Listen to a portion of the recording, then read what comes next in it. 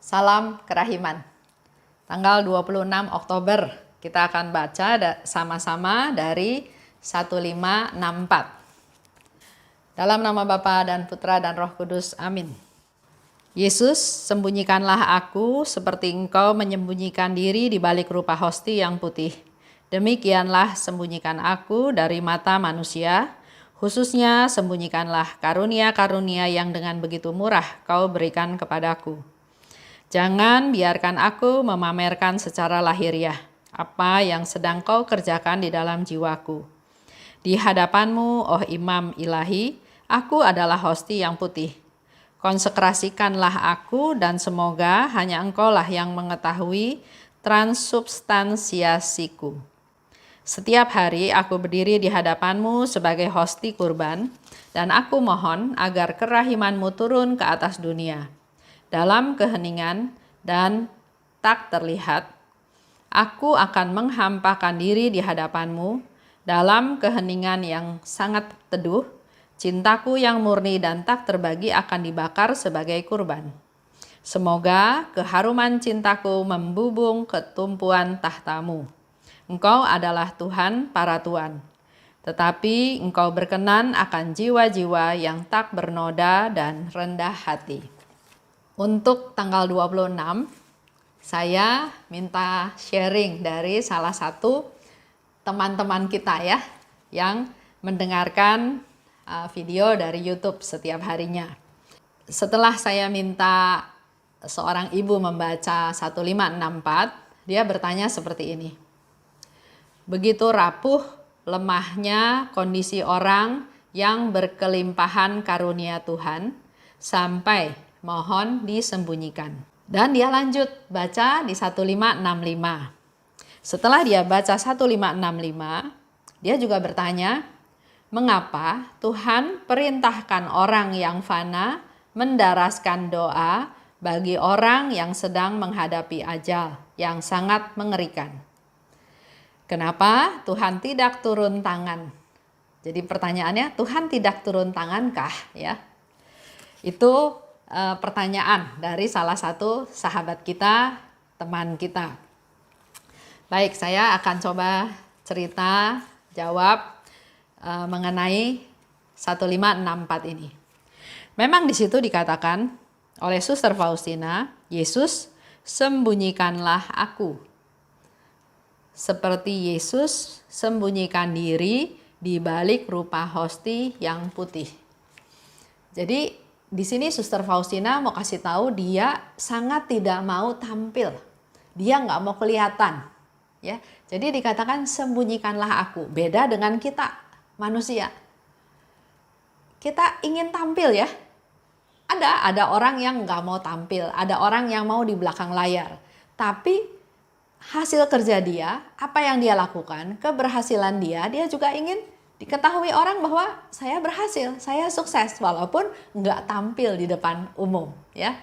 Nah, setiap dari kita memang butuh pengakuan bahwa kita bisa, kita mampu, kita hebat, kita pandai, tapi itu semua ukurannya hanya untuk ukuran duniawi.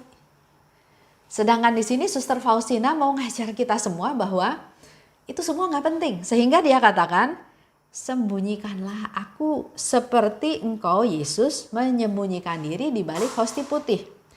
Hosti yang putih itu kecil, ringan, nggak mewah, nggak berkilau-kilauan, nggak ada rasanya, nggak menarik perhatian.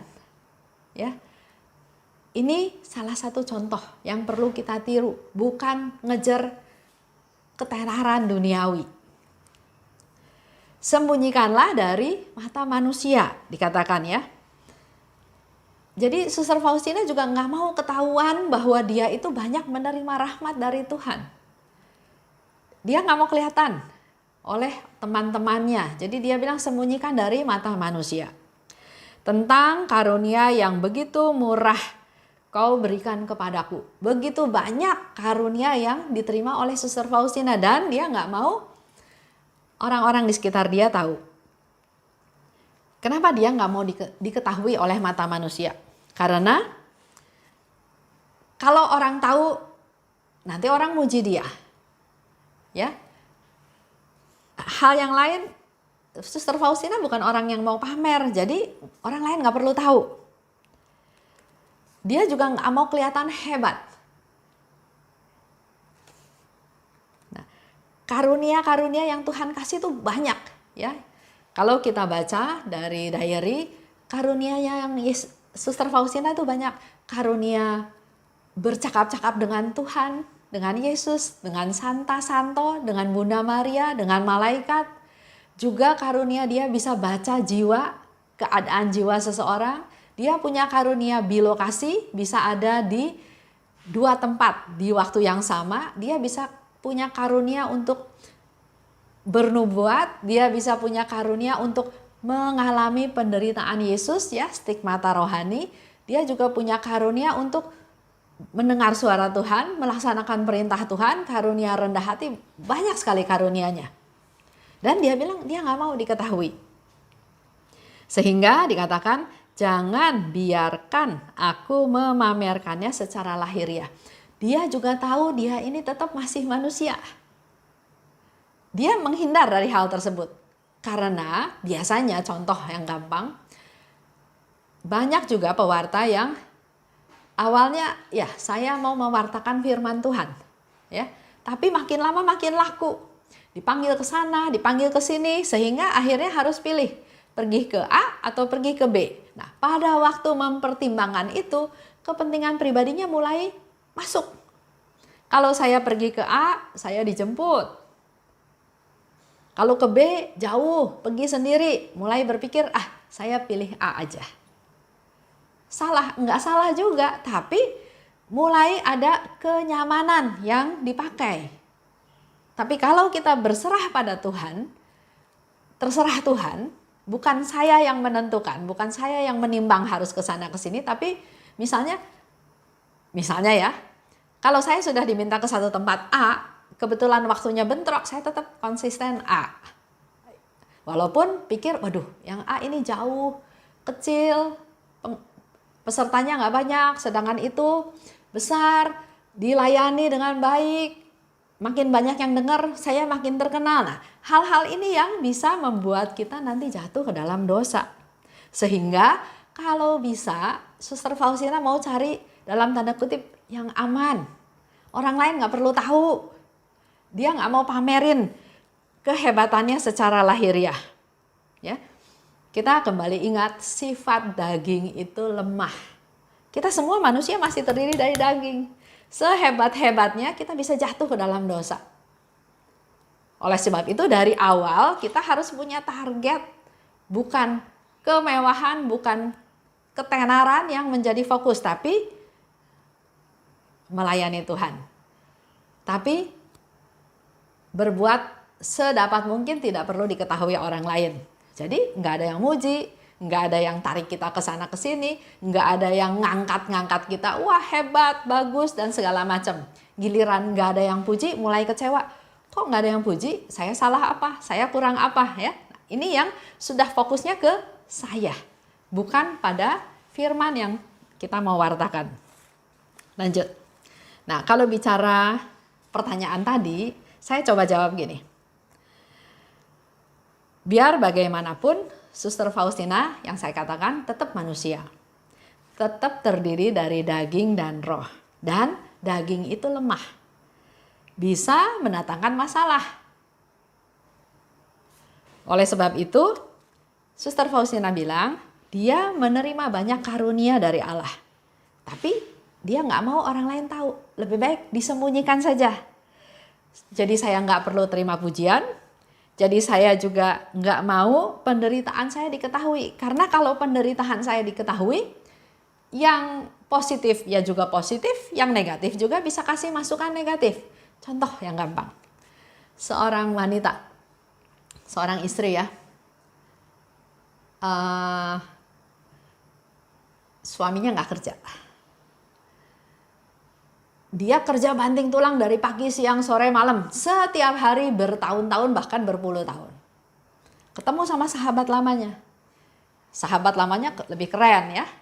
Jadi sahabat ini tanya sama dia, bagaimana kehidupan kamu? Karena dia nggak sangka juga kok sekarang sepertinya seperti orang susah. Ya dia jadi bercerita.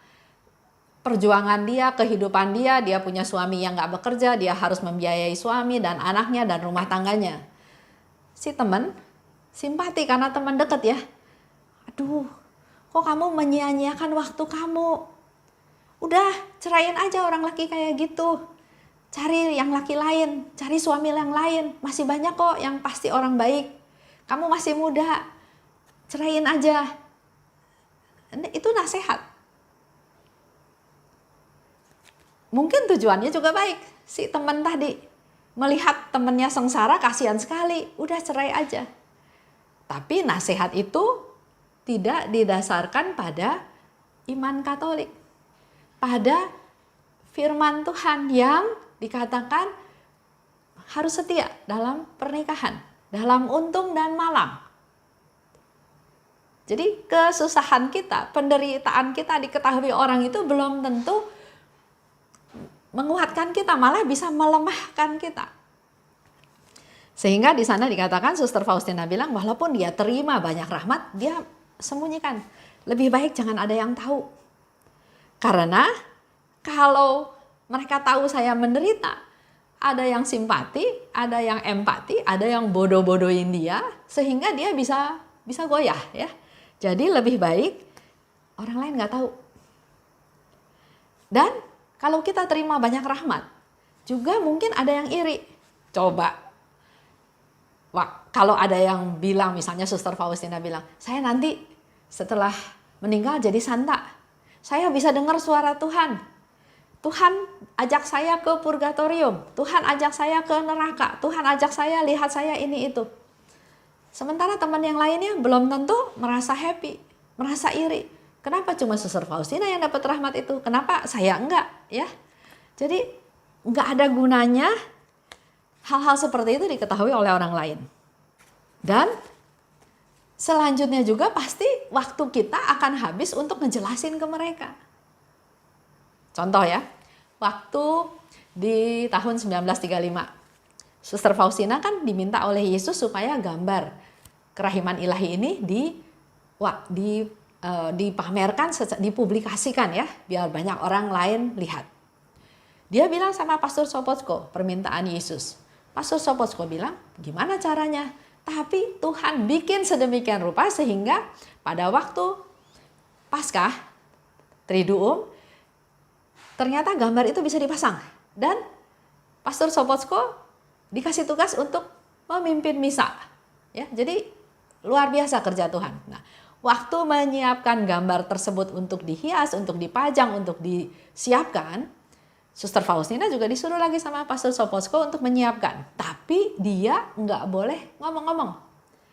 Jadi suster-suster lain tanya, kamu lagi siapin apa? Itu gambar apa? Banyak pertanyaan otomatis ya, karena nggak ada yang tahu tentang hal ini. Tapi Suster Faustina bilang di situ, saya nggak dapat perintah untuk bercerita. Jadi saya diam aja. Akibatnya apa? Akibatnya dia dimusuhin. Dia dibenci sama suster-suster lain karena kok nggak mau ngomong. Tapi itu menjadi bagian daripada satu, ketaatan. Dan kedua, karena dia nanya terus Suster Faustina nggak jawab, akhirnya pertanyaannya hilang. Sehingga dia tetap bisa bekerja untuk menyelesaikan tugasnya.